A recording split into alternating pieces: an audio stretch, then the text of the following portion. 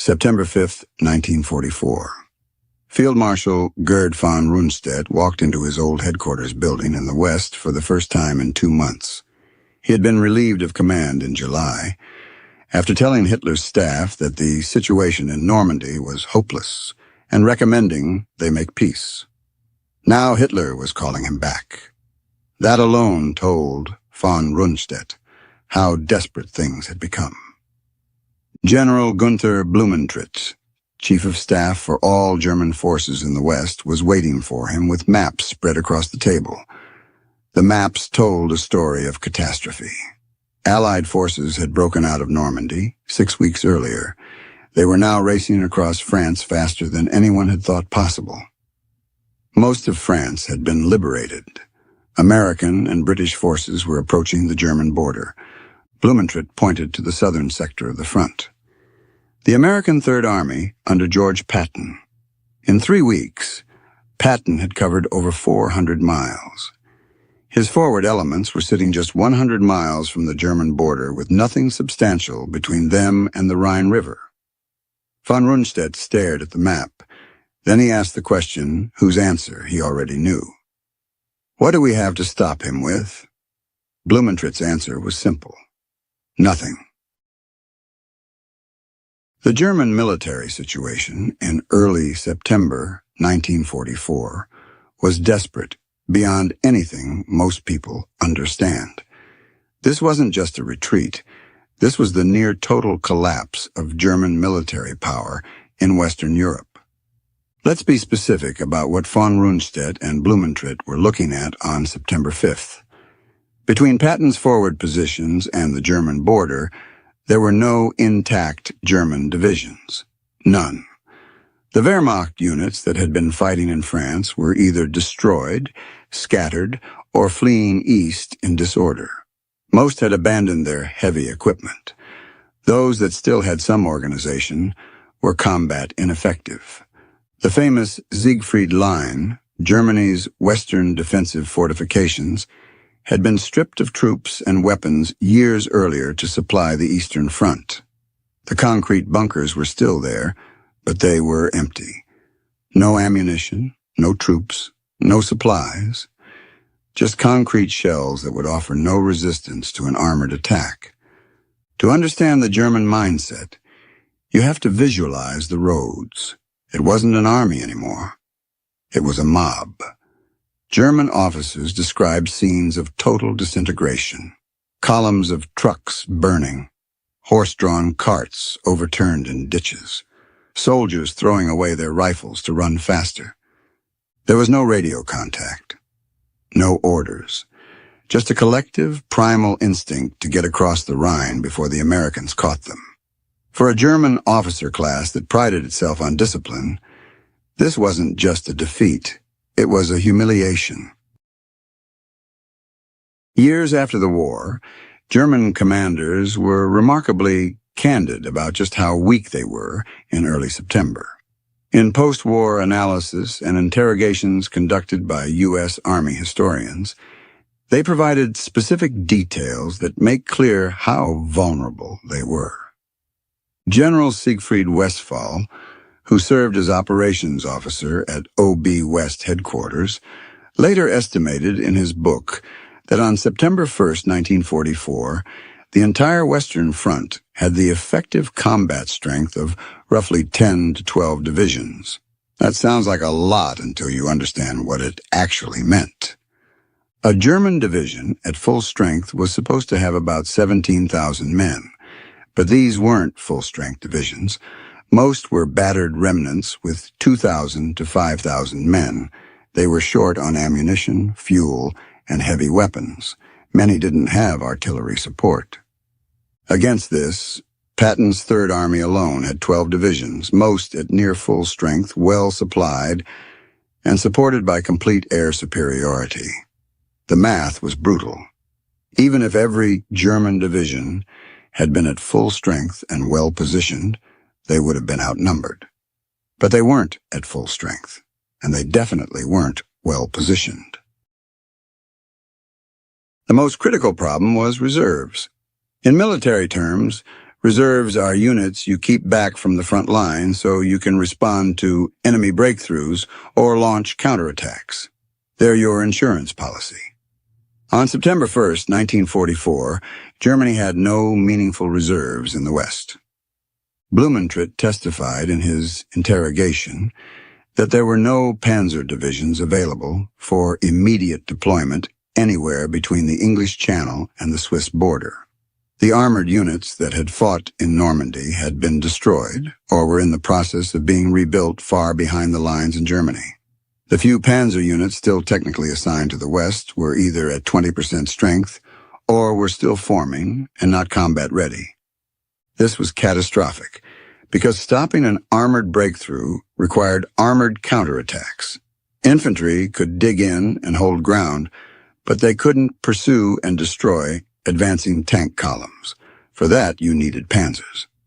And there weren't any. Westphal was blunt in his post-war testimony.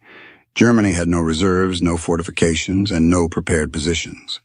If Patton had continued his advance in early September, German forces could not have stopped him short of the Rhine, and possibly not even there.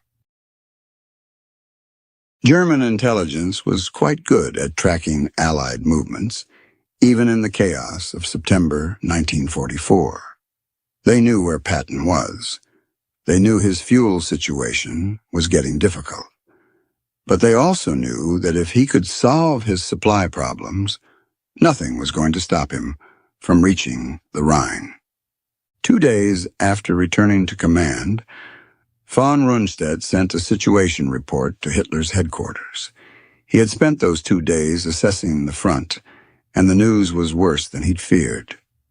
The report was remarkably pessimistic, even by the standards of late-war German military communications. Von Rundstedt stated that if the Americans continued their advance, German forces would be unable to prevent them from crossing the Rhine within 2 weeks. He requested immediate reinforcement with at least 10 fresh divisions, preferably armored. Hitler's headquarters responded by asking where these divisions would come from. The Eastern Front was fully committed against the Soviets. There were no strategic reserves. Von Rundstedt was told to do the best he could with what he had. That wasn't much. In early September, something happened that German commanders couldn't understand at first.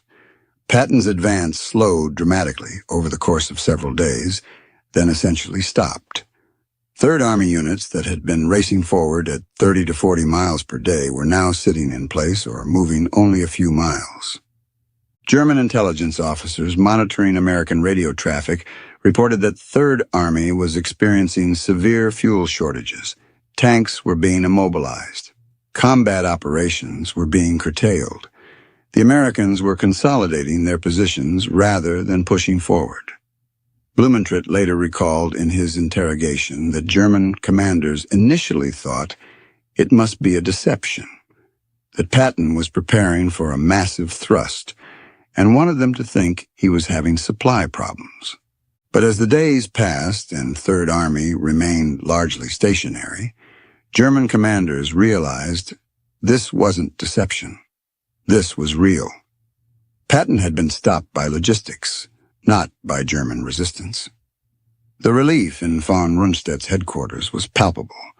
For the American tankers, this moment was surreal. For weeks, their world had been noise.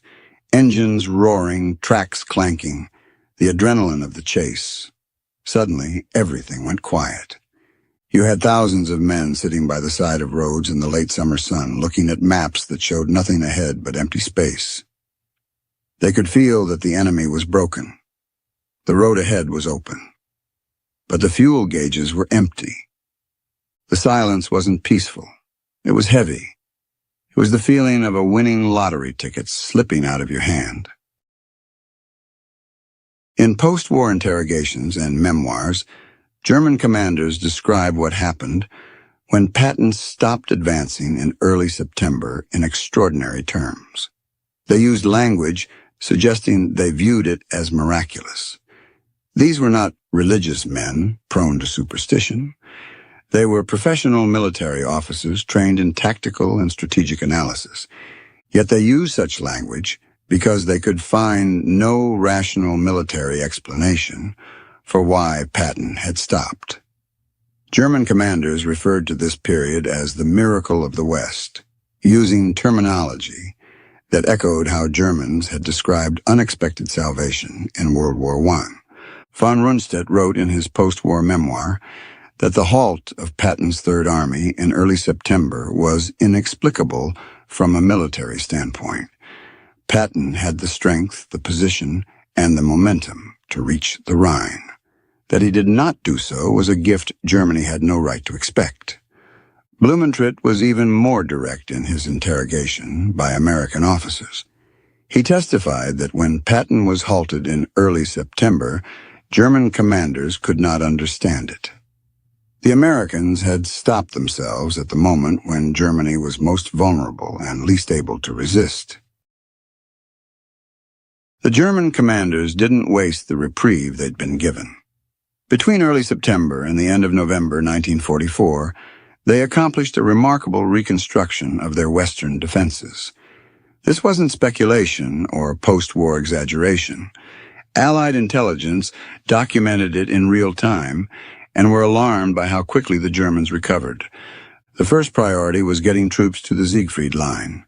Units that had been retreating in disorder were reorganized, re-equipped, and sent to man the bunkers. Training battalions from Germany were rushed forward. Even Luftwaffe ground personnel and Kriegsmarine sailors were formed into infantry units and sent to the west. By late September, the Siegfried Line had gone from being an empty concrete shell to being a genuine defensive position. The second priority was rebuilding panzer divisions. Tank production in Germany was actually quite high in late 1944. The problem had been getting the tanks to the front and forming them into effective units. With the front temporarily stabilized, the Germans had time to rebuild their armored strength. By November, several panzer divisions that had been destroyed in Normandy were back at combat strength and positioned for counterattack. The German military kept meticulous records, even in defeat. Post-war analysis of their order of battle shows exactly which units were moved to the west during September and October 1944. This wasn't a mystery. The Germans documented everything, and Allied intelligence tracked most of it. Between September 5th and October 15th, 11 divisions were transferred from the Eastern Front, from occupation duties in Denmark and Norway, or from training areas in Germany to the Western Front. 5 of these were Panzer or Panzer Grenadier divisions with significant armor strength. These weren't world-beating units. Some were understrength, but they were intact, organized, and capable of defensive operations. Additionally, 15 new Volksgrenadier divisions were formed and sent west. These were lower-quality units made up of older men, young recruits, and recovered wounded. But they could man defensive positions, operate artillery, and delay enemy advances. In September, Germany had almost nothing in the west. By November, they had the equivalent of 30 divisions, enough to man the Siegfried Line and create a reserve for counterattacks. The most significant consequence of Patton stopping in September was that it gave Germany time to plan and prepare for the Ardennes offensive, later known as the Battle of the Bulge. This operation wasn't improvised. It required months of preparation, massive ammunition stockpiling, and the assembly of 3 armies totaling about 250,000 men. General Hasso von Manteuffel, who commanded the 5th Panzer Army in the Bulge, testified after the war that the operation would have been impossible if Third Army had continued advancing in September. The troops needed for the counterattack would have been committed to defending the Rhine. The fuel and ammunition would have been expended in defensive battles. The element of surprise would have been lost. But because the front stabilized in September, Hitler's staff had time to plan an ambitious counteroffensive. They assembled panzer divisions, stockpiled fuel, and identified a weak section of the Allied line in the Ardennes. The attack, launched on December 16, 1944, initially achieved complete surprise and drove a deep salient into American lines. It cost over 80,000 American casualties and delayed the Allied advance by 6 weeks. When Third Army finally received adequate fuel and supplies in late September, the situation had changed completely. The Germans, who had been retreating in panic weeks earlier, were now dug into prepared positions. The Siegfried Line was manned. Artillery was registered. Minefields were laid. Patton's advance resumed, but the character of the fighting was totally different. Instead of racing across open country against scattered resistance, Third Army was now conducting systematic attacks against fortified positions. Progress was measured in hundreds of yards per day instead of dozens of miles. Casualties were heavy. The weather turned bad, limiting air support. There was a tragic poetry to the weather in 1944. When Patton was racing across France, the sun was shining. It was the summer of liberation. But the moment the supplies arrived and the advance resumed, the rains came. The skies turned gray. The ground turned to mud. The optimism of August vanished. The men who might have ended the war in summer uniforms were now shivering in foxholes. The easy war was over. The grinding, ugly war had begun. What should have been a pursuit became a grinding attrition battle. Blumentritt noted in his interrogation that once the Siegfried Line was manned, Patton was dangerous but no longer unstoppable. German forces could trade space for time, conduct fighting withdrawals, and make him pay for every kilometer. In September, they couldn't have done any of that. George Patton finally crossed the Rhine River on March 22, 1945, more than 6 months after he'd been within striking distance of it. By that point, the war was nearly over. German resistance was collapsing. The opportunities that had existed in September were long gone. Patton knew it. In his diary entries from March 1945, he expressed frustration that the Rhine crossing had been delayed so long. He wrote that if Third Army had reached the Rhine in September 1944, German resistance would have collapsed and the war would have ended months earlier. He was probably right. The Germans certainly thought so. Westphal stated in his interrogation that if Patton had reached the Rhine in September, German forces could not have held. The psychological shock of American forces on German soil 6 months earlier would have been devastating. Combined with the Soviet advances in the East, it might have ended the war by Christmas 1944. After Germany's surrender, the U.S. Army conducted extensive interrogations of German commanders. The goal was to understand German decision-making and to learn lessons for future conflicts. These interrogations produced thousands of pages of testimony, much of it remarkably candid. The question of Patton's September halt came up repeatedly because American officers wanted to understand whether continuing the advance would have been feasible. The German answers were consistent and unambiguous. Von Rundstedt, Blumentritt, Westphal, and multiple division commanders all testified that Germany lacked the forces to stop Patton in early September. Colonel General Alfred Jodl, who had been chief of operations at Hitler's headquarters, was asked directly in interrogations whether Germany could have prevented Patton from reaching the Rhine if he'd continued his advance in early September. According to the interrogation records, Jodl stated that Germany had no reserves and the Siegfried Line was not manned. If Patton had continued, he would have reached the Rhine by mid-September at the latest. The testimony of German commanders allows us to understand what might have happened if Patton had been given the fuel to continue his advance. This isn't speculation. This is based on what the people who would have opposed him said they were capable of doing. If Third Army had reached the Rhine in mid-September, German forces would have been unable to establish a coherent defense. The Siegfried Line would have been outflanked. Panzer divisions wouldn't have had time to rebuild. The psychological impact on the German population of American forces on German soil in September rather than March would have been severe. The Battle of the Bulge would not have happened because Germany wouldn't have had the forces to attempt it. Those 80,000 American casualties could have been avoided.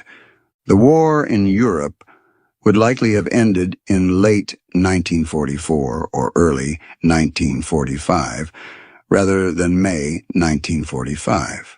Historians debate the exact timeline, but German commanders' testimony provides strong evidence that Germany's position would have been untenable. Colonel General Jodl addressed this question in his interrogation. When asked if the war could have ended in 1944 with an unbroken Allied advance, he testified that the collapse of the Western Front would have been psychologically devastating. Combined with Soviet pressure in the East, it likely would have led to German surrender by early 1945 at the latest. German military professionals drew clear lessons from the September 1944 experience. In their post-war writings and teaching at military academies, they emphasized the importance of operational tempo. When you have an enemy on the run, you don't give them time to recover. You maintain pressure until they collapse completely. Blumentritt wrote a tactical study after the war that used September 1944 as a case study in defensive recovery. He explained in detail how Germany had been on the brink of total collapse and how the American pause had allowed recovery. His analysis concluded that logistics are important, but they cannot be allowed to halt an army at the moment of decision. An army that stops to wait for supplies gives its enemy the most precious gift possible: time. This wasn't just theoretical musing. It was based on the lived experience of commanders who had been on the receiving end of an operational pause that saved them. They knew exactly how valuable that time had been. They used every day of it to rebuild defenses that otherwise wouldn't have existed. When asked years after the war to assess the significance of Patton's September halt, Blumentritt was unequivocal in his testimony and writings. He described it as the single most important event of the campaign in the West after the Normandy invasion. Patton had broken the back of German resistance. They were in headlong retreat. They had no coherent defense. And then he stopped. Blumentritt's post-war analysis explained how German forces used those weeks in September and October to rebuild what had been destroyed. They brought in new divisions. They manned the Siegfried Line. They created reserves. By November, they had a functioning defensive line again. None of that would have been possible if Patton had kept coming. The testimony of German commanders makes one thing absolutely clear. They weren't stopped by German military prowess in September 1944. They weren't saved by brilliant defensive tactics or superior German training. They were saved by the American decision to halt Patton's advance while he waited for supplies. It was, in their own assessment, an unexpected reprieve that had no military justification. And they used that reprieve to extend the war by 6 months. We talk about buying time in military history as if it's a currency, but in 1944, that time was bought with lives. The 6 months that Germany gained didn't change the outcome of the war, but it changed who survived it. Because of that delay, tens of thousands of men on both sides who would have gone home to their families in 1944 instead died in the Hürtgen forest, or in the Ardennes snow, or at the crossing of the Rhine. That is the true weight of the September halt. It wasn't just a strategic error. It was a human tragedy.